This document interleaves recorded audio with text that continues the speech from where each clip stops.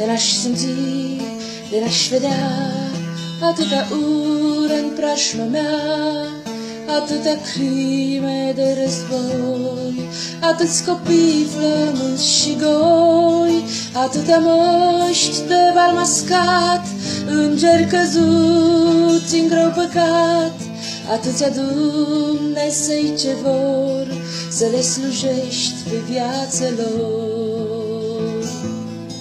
De n-aș mai fi, nu aș vedea prunci omorâți în țara mea, n-aș mai vedea iubiri ce pierd când au de suflete de fier, n-ar sta în roa ochilor durerea pământenilor, n-aș îndura atât pustiu, dar ca să-mi fii, dar ca să-ți fii.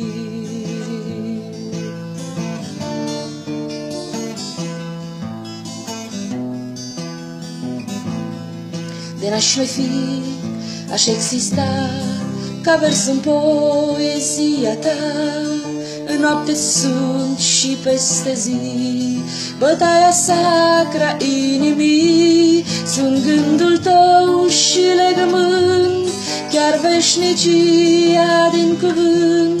Suntem aici neîncetat, dar parcă nu am existat.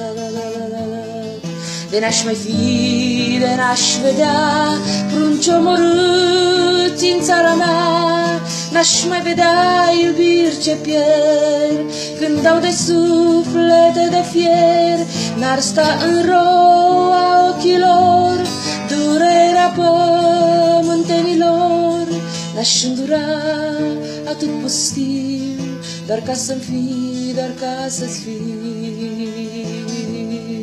N-aș îndura atât pustiu, dar ca să-mi fii, dar ca să-ți fii.